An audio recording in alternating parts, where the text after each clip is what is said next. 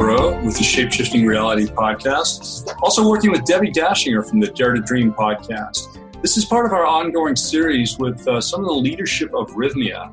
We've had Dr. Jeff McNary on here, and we've also had JJ Mubarak, both, I think, fantastic conversations. I hope you get to check those out. Hope you got a lot of good information there about the Rythmia Life Advancement Center. It's called that for a reason. That's really what they do there. We can learn more about that in other ways. There's a lot of stuff out there on Rythmia. I would highly advise you to check it out. They do Facebook Lives actually every week with different people, and they're all very worthwhile. They've all got a lot of good things to say. So I encourage you to take a listen there. This interview is with Christian Minson. Christian is a really interesting individual. He is highly trained in breath work, and he spent about 10 years as a monk. We'll learn a little bit about his background, his spiritual path in this interview, and really hope you enjoy this conversation. So please welcome Christian Minson of Rythmia. Hello, friends and listeners. This is Rob Rowe with the Shape-Shifting Reality podcast, and also working with Debbie Dashinger on the Dare to Dream podcast. I have the great honor to be here with Christian Minson of Rythmia. And Christian is a specialist and very highly trained in breath work, and also very well versed in all the modalities that Rythmia is well known for. Christian, thanks for coming on the podcast. Thanks for having me. So, as far as the breathwork thing, it's going to be a little bit different of a conversation now that I am back from Rythmia. So I had absolutely one of the coolest weeks of my life, week before last, the 12th to the 19th. And I got to experience, I'm imagining what was part of the program that you designed and have implemented there at Rythmia, because you're like the head of breathwork there, right? Yeah, I've been the director of the breathwork program for the last 2 years here at Rythmia. So the breathwork here has been shaped by me somewhat. It comes from my training and then just implementing things as need to be adjusted to fit the Rythmia framework. Awesome. Well, for our listeners, let me tell you a little bit about what my experience was. Maybe we can, delve into a little bit of, what happened there. Maybe help me, integrate and understand what that experience was. Because my experiences, both of them, were very powerful. I had a really good breathwork session. I'd never done your type of breathwork before, although I've done a lot of things with the breath in terms of my own spiritual work. But what happened with me on the first night, which was Sunday night, this is the night preceding the 4 plant medicine ceremonies in sequence. So I got the impression it was sort of a way of priming the pump, of getting us into a space to where when we do get into the medicine, we're more open and more able to receive it and have a little bit of understanding as sort of the breath work as, kind of a introduction. Is that kind of fair? Well, that definitely is part of the equation here. So at the in the Rythmia program, we start off with a night or two of breath work as people arrive. Then you go through 4 nights of plant medicine, then a night or two of breath work as you depart. And the initial breath work is to do partially exactly what you said, to give people sort of a soft introduction, relatively speaking, introduction into the transformative power of this program. As I often say in my introduction, the breath and the plant medicine are both like keys that unlock the doors to your consciousness. Absolutely. It's like the breath will unlock that door, and it smiles at you and gently beckons you in and has you sit down for tea. The plant medicine opens that door. And then when you're not looking, kicks your ass in there, locks the door, and doesn't let you out for about 8 hours. So, yeah, that's an interesting way of putting it. So in that analogy, basically, the breath work then gives you a little bit more of as I say, a soft introduction into what kind of transformative experiences you can have. Now, at the end of the week, we use the breath work, and at that point, I reframe it a little bit. I ask people at the end of the week, so how many people felt like your breath experience was at least on par with your plant medicine experience? And literally half the room every time will raise their hand. and say that the breath work was as powerful as their plant medicine experience. Then I'll ask, how many of you felt that your breath experience was even more powerful than the plant medicine? And always half a dozen people raise their hand. So it's really, we say the breath sort of introduces you to this, the power of the plant medicine, but really it stands alone on its own as well. I've offered breath work seminars where the only modality we're using is breath work. Twice a day, we're going through these intensive experiences, and people react the same way that they do when they're on plant medicine. They get all flustered. They start, they have to face themselves. Their darkness comes up to the surface, all the good news, so that we can actually work with it and release it. But, breath is as powerful as the plant medicine. Yeah, I can believe that. Let me be a little self-indulgent here for a minute. I'll tell you exactly, or not exactly, but a little bit of a synopsis of what I experienced on the first night, and then maybe the second night as well later. But for me, the breath work was extremely connected to the ayahuasca experiences, and they both drew upon each other. And since the ayahuasca experience, particularly Tuesday night, came 2 days after that, there were things that happened during the breath work that were directly referenced by my experience under the influence of the plant medicine. Mm-hmm. And the way that looked for me was, once I had basically done a certain number of the triple F breath, flow, full, and free, I think it is. And free and flow, yeah. And once I did enough of that, it was triggered. I didn't have to do any more. I was in the state. And what was happening, I was feeling a tremendous amount of energy flow throughout my body, and I could manipulate it with my hands. So I don't know how it looked. It might have looked kind of crazy, but I was doing all these kind of energy dance, fluid motions like that with my hands. And if you're listening to on the podcast, good luck visualizing.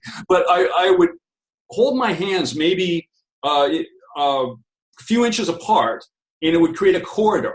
It was a visual corridor, and I could put them to the size of my head about like that, and it would open up a door.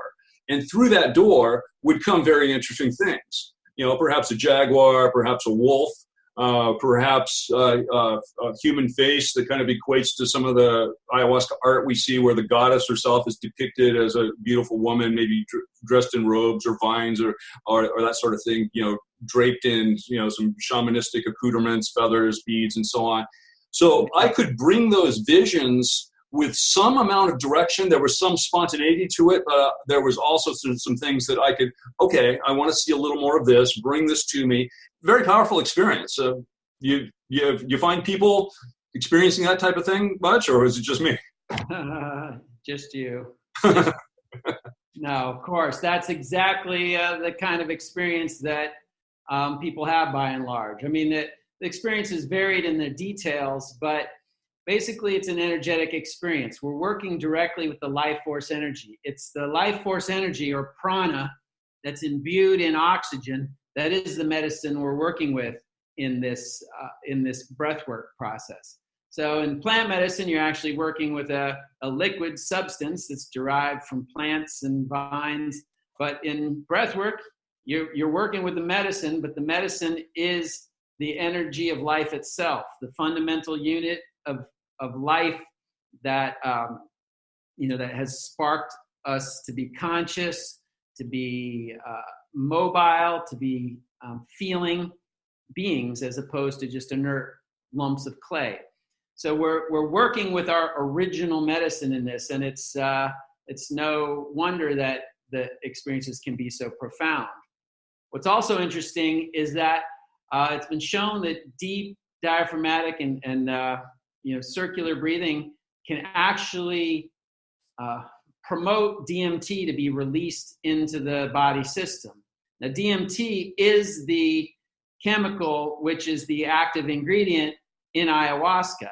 It's also naturally produced in our brain. So it is the chemical that's released when we dream. The chemical that's released when we have epiphanies or great awarenesses.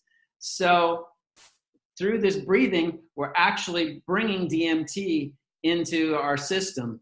And that, there again is a similarity between breath work and plant medicine. Absolutely. So how about the music? Were you involved in structuring this sequence of recorded music? Because I felt that was tremendously important to the whole experience. Yeah, well, the music definitely is, I'd say the music is secondary to the medicine, right? You could have an ayahuasca journey without music completely and still go deep, but it is an adjunct. It helps guide the journey, and so yes, it's important to pick music that helps guide it in the right way, and I've been instrumental in that. Oh, very good. Yeah, well, good choices, because it definitely worked. The breath work experience that was on that backside of my week at Rythmia, it was quite different. It was much more a physical sensation. After the initial sequence of the flow of full and free breaths, I found myself kind of in a state of vibration. It's quite interesting. Almost, if you've ever done those electro-stim machines where they put some electrodes on your abs, supposed to give you all these crunches that where you don't actually have to do sit-ups. That's what it felt like. It's quite interesting. So it really activated whatever electrical field was surrounding me and brought that electricity into my body to where I was actually feeling a sine wave at maybe, 8 hertz or something like that. Almost like a machine, almost like the vibro plate they have over there in the gym at Rythmia. You get reports of that sort of thing often at all? Yes. It's just, whatever you want to throw at me, people have experienced. It's a very physical experience. At the fundamental, at our fundamental core, we're all energy, right? Science has even proven we're just energy. So we're really, we're working with the life force energy. We're activating energy. We're dredging up old stagnant energy that we've been holding on to or suppressing. So the whole experience is one of energetic stimulation. And you may feel that physically as energy, as physical sensations, as hot or cold. You may feel that emotionally, because emotions are energy. Emotions are just another form of energy. So if you're dredging up old sadness, you might cry, or old anger, you might want to yell or pound, as you may have experienced in the session. So yes, where people report all the time various physical sensations, various emotional sensations, and ultimately various spiritual sensations of connection, of bliss, of peace, of breathlessness, and again, all these are at their core refined energetic experiences. Absolutely. So I don't want to make this all about me. We can come back to something else I think that was extremely interesting, the connection I mentioned between the breath work Sunday night and the plant medicine Tuesday night. There was something that happened very, very interesting to me that connected those two experiences. But first, I'd like to maybe shift gears a little bit. Since you're obviously holding this position at Rythmia, you're probably very much involved along with the breathwork and plant medicine yourself. Do you mind? There's a reason I'm asking this, but do you mind if I ask how many plant ceremonies total you've participated in? Well, I was just trying to tally that the other day. I think I've participated about 57 plant medicine ceremonies. All right, that's pretty substantial. So one question I would have about that is, you probably had one set of spiritual beliefs. You seem like a guy who's been a spiritual seeker for many years of your life in some fashion. You probably had one set of spiritual structures in your life, if you will, before the first time you ever touched ayahuasca.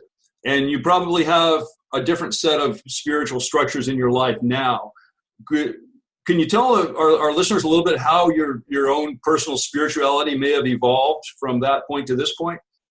Yeah, well, I like to say life happens in cycles. And so a cycle is like a circle.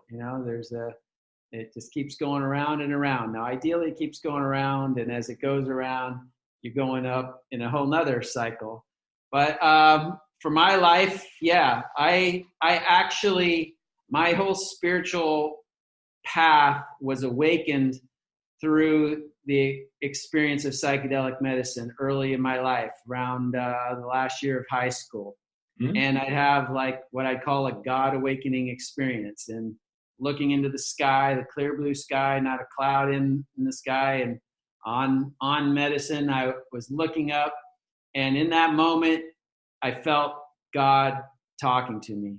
There weren't any words, there wasn't any message. It was just this clear understanding there was God, there was me, and we were all essentially one. And from that experience, that ignited something in me that really got me seeking all through college, and beyond, looking for a spiritual path, looking for the answers. Really, all my life I'd been wanting to know, what the true meaning of life was, what the real purpose behind our existence was. But this just inflamed that quest. And,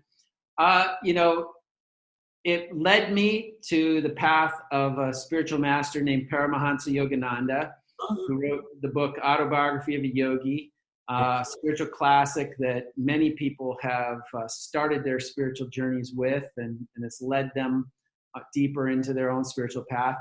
Well, I ended up adopting that path and became a monk for 10 years of my life. So I really got that the purpose of life was our own evolution towards our self-realization or actualization of our full spiritual potential, and that the highest path to that was meditation, and the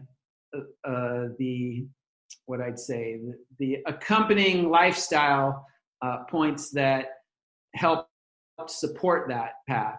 And so becoming a monk was really the diving into a lifestyle that was wholly dedicated to this pursuit of our own self-realization and service to mankind in the betterment and enlightenment of the world. So that really, that was then medicine free. It was a yogic path, and in yoga, it's much more about discipline. It's much more about renunciation. So we didn't do plant medicine. We didn't do, cannabis. We didn't do coffee even. It was about being pure and clean and substance free. Now, I spent 10 years doing that. And then when I came out of the order, I learned breath work as a bridge of that spiritual path, a way to continue on the spiritual understanding that I had and bring lessons of spirituality to people in a more secular world, where you don't have to buy into religion, you don't have to subscribe yourself to a certain path, but really the spirituality of our own inherent self, which was accessible through the breath. And in fact, the meditation techniques that we practiced in the monastic order were actually just techniques of modified breathing, ways of manipulating the breath to get the energy to flow up and down the spine. So the breath was a perfect segue into the secular world, and continuing to have an element of spirituality there. And as you would have it then, that breath work led me to Rythmia, because Rythmia, as we've been talking about, the cornerstones are breath work and plant medicine, and they needed a skilled and qualified breath worker back in early 2017. And the call came to me. I arrived there, and as I said, life goes full circle. Here I was primarily there to serve the medicine of breath work, but then was in an environment that I was very comfortable with, an environment that utilized plant medicine to help further people's conscious awareness. And so I kind of got back into that. All right. So how would you describe your relationship to divinity at this point? It might be kind of a personal question, but if you don't mind, I mean, because I'm fascinated with the way that plant medicine helps us evolve those perceptions. Many people may come out of a patriarchal type religious situation. People might be an atheist. People come from all sorts of backgrounds. Somebody might be a Buddhist, but the plant medicine shows us a whole different side of divinity. Would you agree? Well, I would agree completely. And again, like I said, in my original awakening was a paradigm shift of how present divinity was actually in my life and in all of our lives. To sort of answer this, I'll use a concept that was taught to me by my good friend and somebody I've been working with on a periodic basis now, Greg Braden, who's a thought leader out there in the world, now does a television series on Gaia TV. Anyway, he puts this whole concept into two phases: awakening and mastery. All right. So when we have largely people come to plant medicine and receive an awakening, meaning our paradigm gets shifted, our mind opens up, our box that we used to be in now is much larger. So we are redefining who we are in concept of this open awareness. It often parts the clouds, gives us a clear view into ultimate reality before the clouds come back together or the sky closes back up. So that's the awakening. The real work then happens after that awakening. The mastery phase is really to take your awakening and continue to process it on a daily basis. And to do this requires discipline. It requires practices. It requires a constant revisiting of those concepts, of those awarenesses, to keep them in your lives. Otherwise, it's like an abandoned city in the jungle. And I use this well because here in Costa Rica, it's jungle. If you don't do anything to maintain a city, the jungle will come in and overtake that city in a matter of years. You won't even know that there used to be concrete and buildings there. So it's the same way with our consciousness. If we're not constantly maintaining our awakening and striving to live it on a daily basis, the jungle of our old habits and our old thoughts is going to crowd in and take over once again. So my relationship with divinity is that. It's a constant remembering, a constant reference back to the awakenings that I've received, not only in plant medicine, but in meditation and all the practices that I've done throughout life. And then attempting to apply them, apply them in the hard, cold light of day, as one of the saints that I've studied like to say. It's, that is where it really makes a difference in your life. Anybody can have like an epiphany and be like, oh, I see, that's how I get it. I understand that God is me and I'm God and all that. Then you go into your next day and you slander your neighbor and you talk bad to your wife and you beat your kids and all this. You're not getting it. You might have got the epiphany, but now you have to put that epiphany into practice. Absolutely. I would agree 100%. Yes. So there are some great points there. And one thing that I was really impressed with the structure of the classes in Rythmia is that Rythmia as an institution really cares. It's almost like a caring human being, but collectively, everybody who works there really wants us to come back and succeed, really wants us to be a shining light as an example for the rest of humanity, to come back and not only get elevated during that 1 week, but stay elevated and stay connected with that goddess energy, or however you want to think of it. That's how I'm thinking of it now because of experience I have. Maybe I'll run that by you here. But I don't think any reasonable person would suggest that plant medicine ceremonies in isolation are really much of a worthwhile path toward spirituality. I think most people would agree that it's part of an organized system of activity to keep ourselves, the way I think of it is keep ourselves in the medicine.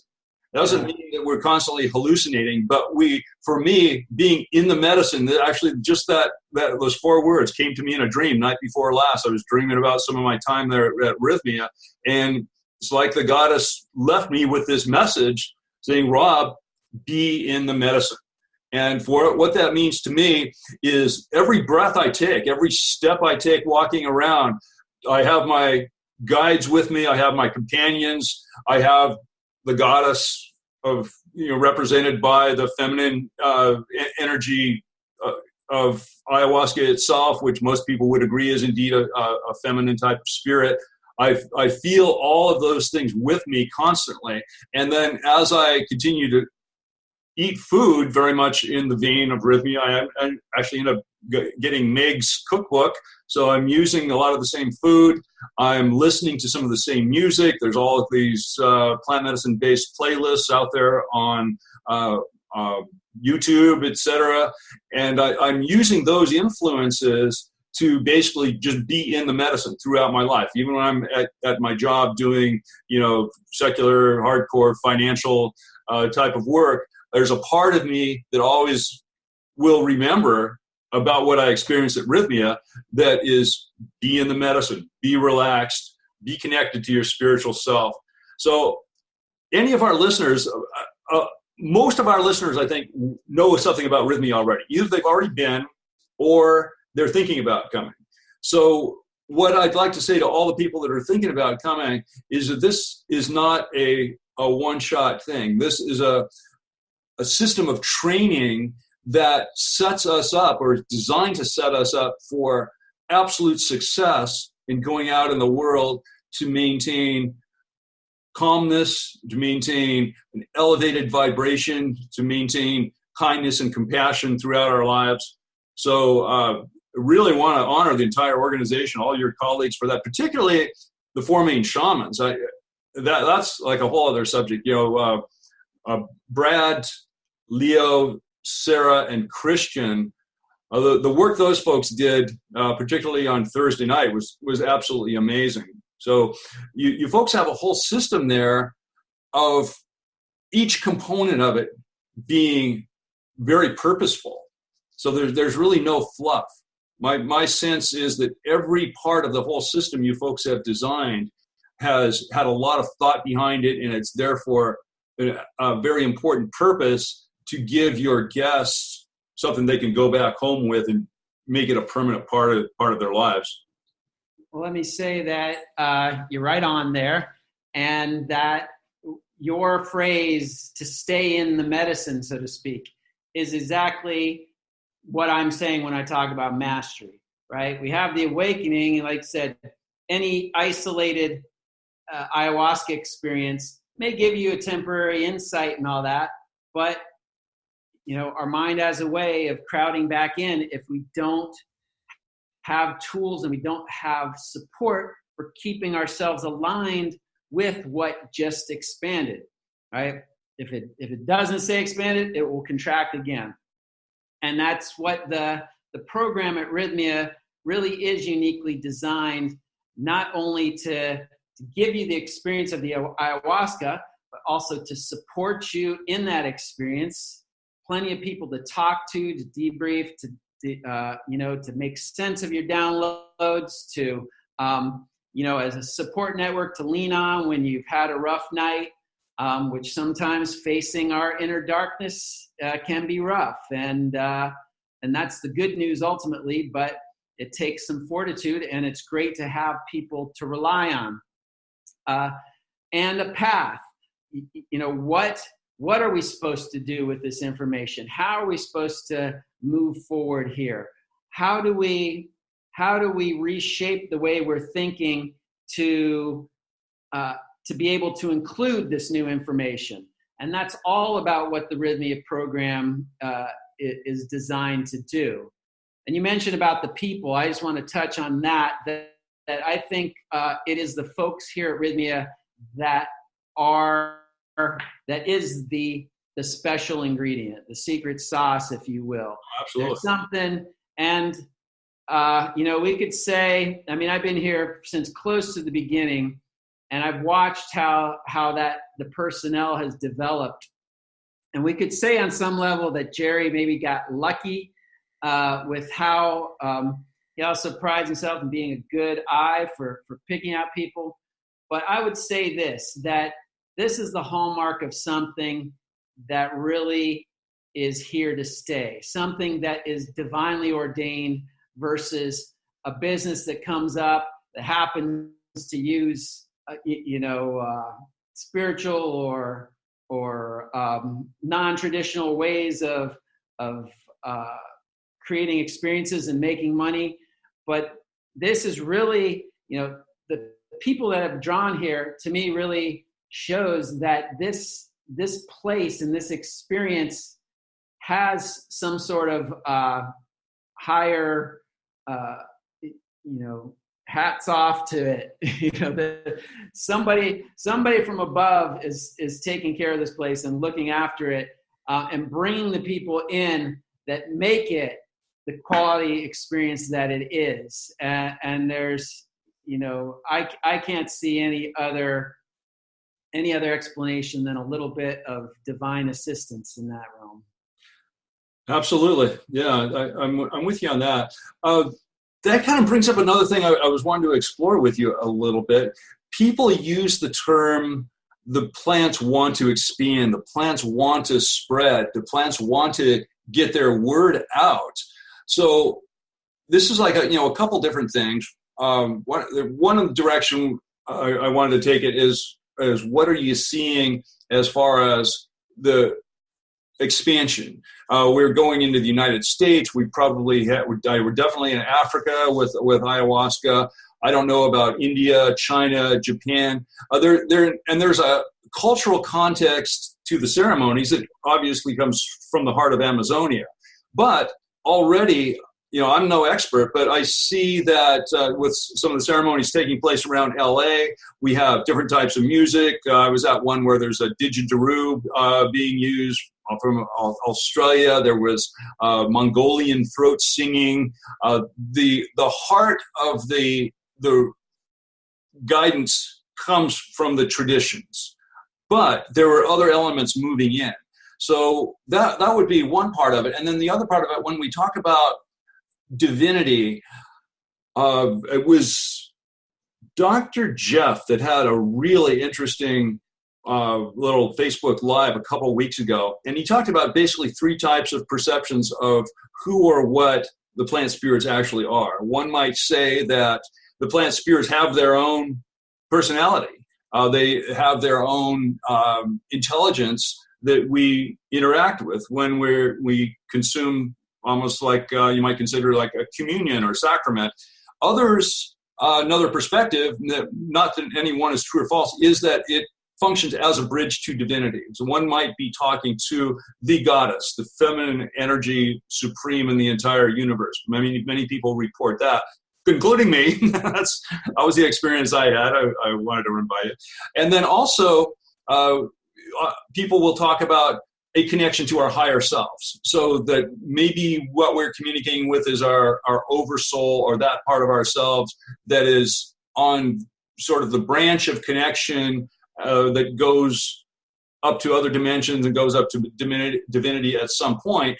But we're really communicating with something that exists within us that we don't normally access. So you have any thoughts on, who it is? If I put it in the most simple form, who is it we're really talking to when we encounter this intelligence in the plants? I get it. So when we say the plant wants to expand, the plant wants to create greater consciousness, you could easily just transfer the word plant, the word spirit. Spirit wants to expand. Spirit wants to create greater consciousness. You could use the universe. The universe wants to expand. The universe wants to, you could use the word God. God wants to expand. All this is the same concept. The plant is in the plant itself, and sort of the personification of the plant as Mother Ayahuasca and the grandmother. This personage of wisdom and of of great compassion and love is, comes from the traditions where this was born, South and Central Americas.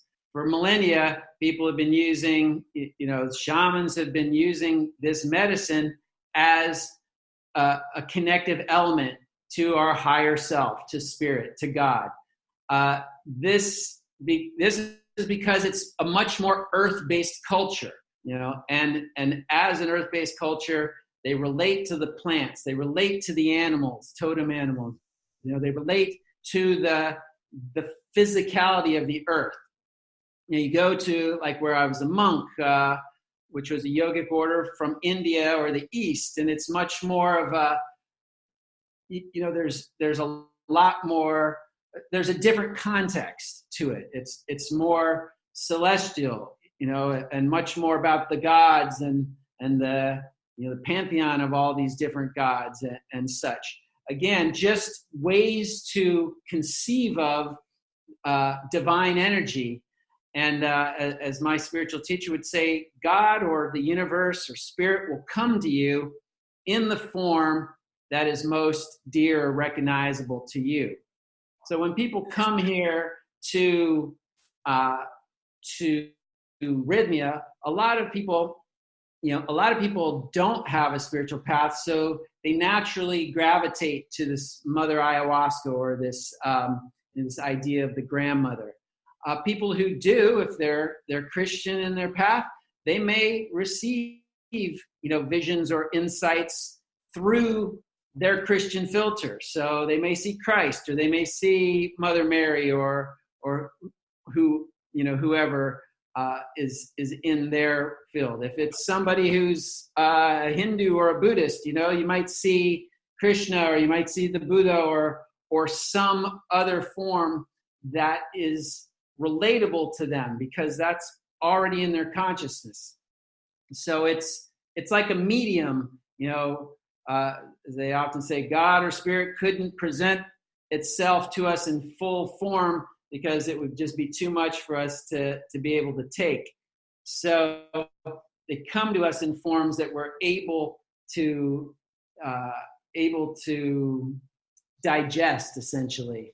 And for this culture, it is the plant as Mother Ayahuasca, the plant as the divine goddess, the plant as the grandmother who has the wisdom, the love, and the compassion for the world.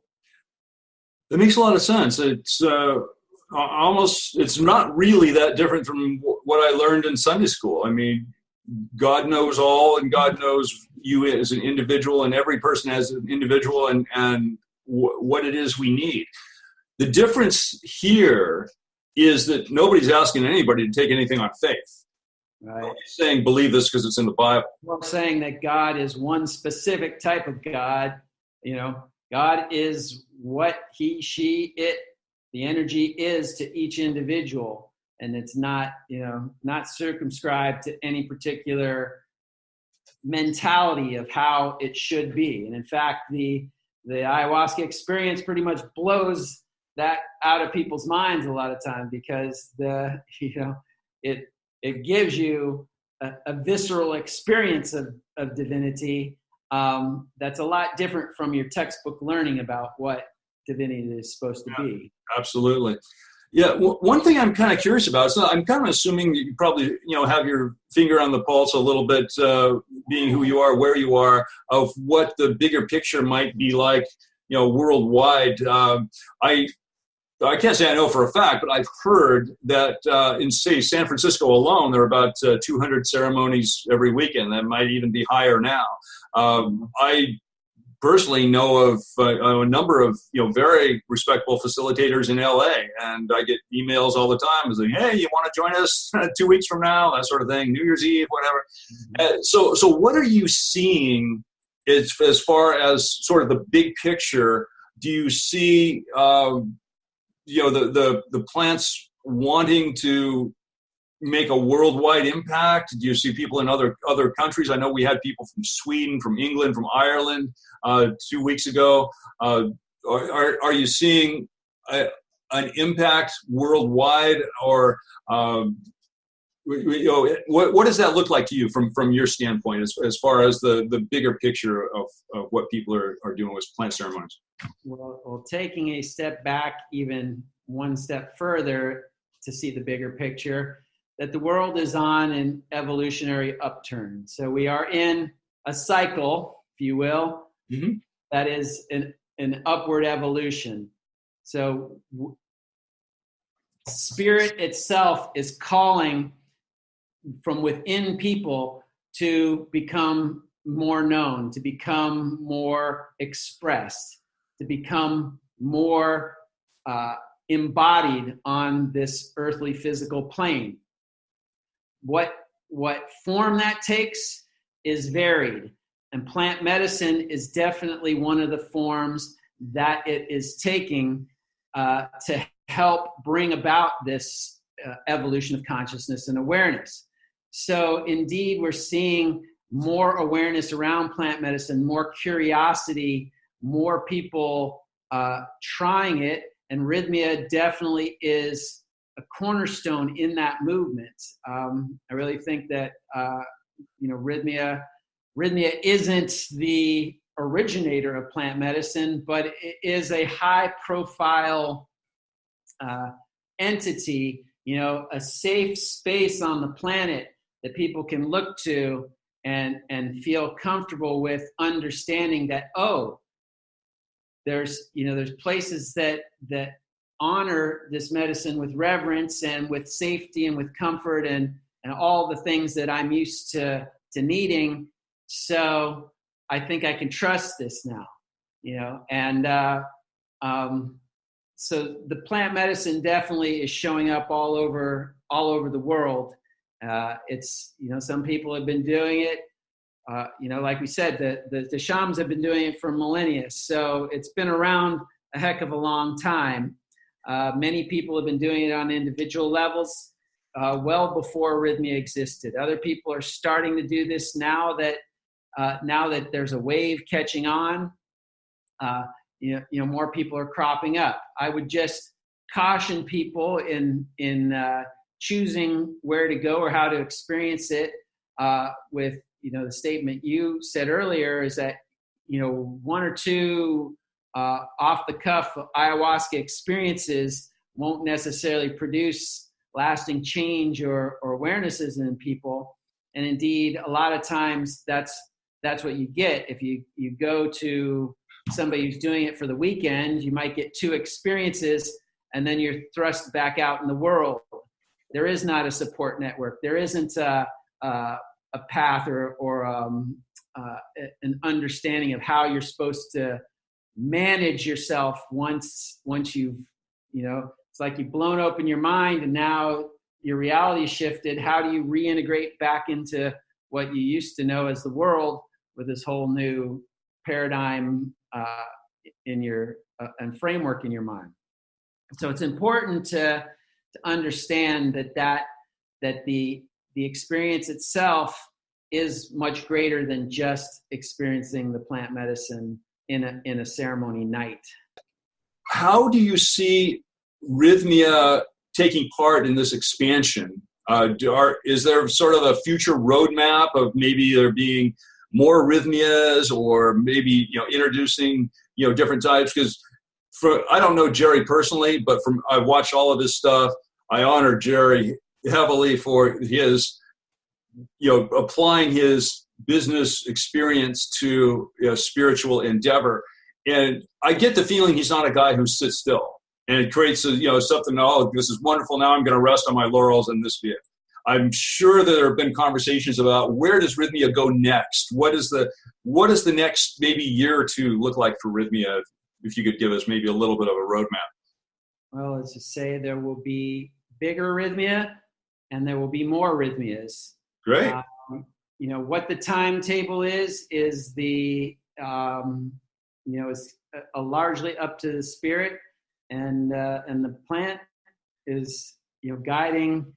The unique aspect of this business, and Jerry, who is a very astute businessman and indeed has made millions and millions of dollars with his business acumen. The difference here is now he's taking orders not from himself, which he has always done in the past, but he's taking orders from the moon and the plant medicine, which projects the moon and gives him, that's sort of his his entity that helps to channel spirit to him. So he's literally following the guidance that is coming to him through plant medicine. And sometimes it's gone far against what his natural business sense would be. But he made a pact with the medicine since the beginning to follow it. If it told him something, that he would do it, and that this is how he's operating. So I think there's an indication that Rythmia isn't a little lone entity to itself. It is going to propagate and grow, just like the spores of a mushroom or the tendrils of a plant. There's going to be more and more, and I personally think that Rythmia really holds a unique place in this whole awakening movement, especially the awakening movement that utilizes plant medicine, because it is, once again, becoming a very visible, well-known, well-respected entity for introducing people to the idea of plant medicine. And, when you're at the front of any kind of movement, people start to relate you to that, to that greater movement. So I think Rythmia really stands to be a household name for those households which understand plant medicine is in their future. Well, it's already a household name amongst everybody I associate with here in LA. So we'll be back for sure, probably in the spring. I can't wait.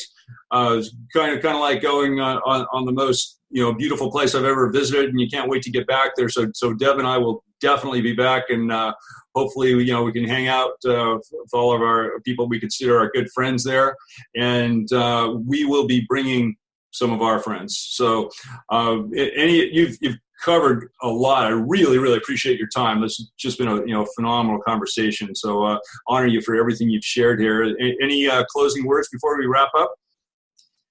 Well, just that, to relate it all back to the breath, to say that, ultimately, everything we talk to really comes down to a very personal experience. It's you, your mind, your consciousness, your spirit, and the breath is our unique gift for helping to unlock that consciousness. And so I'd encourage everybody to start experimenting with the breath, experimenting with breath work, especially, the type of breath work that we teach here at Rythmia, to start getting in touch with their own experience, as similar as many people's experiences are. We're all on an individual path to our own awakening. And the breath is that one tool that you can take with you everywhere you go. You don't even have to pack it in the suitcase. Always you don't need any props. You don't need any help. You almost don't need any place. You can do it walking. You can do it sitting down. You can do it lying down. And you can do it exercising. At first, I recommend doing it lying down and really getting to know it. But the point is that this is the tool that you can start using right away to begin this journey, or to further this journey if you're already started somewhere along the line. And so I would encourage everybody to utilize that God-given tool that is available to us all. I would certainly agree with you on that. My own experience completely supports that. And thanks a million, Christian, for being with us. And please give our love to all your colleagues there. And this has been great. Our week has been great. It's been wonderful talking to you. And I hope to see you soon. Yeah, thanks, Rob. Good luck to you. Thank you. Take care.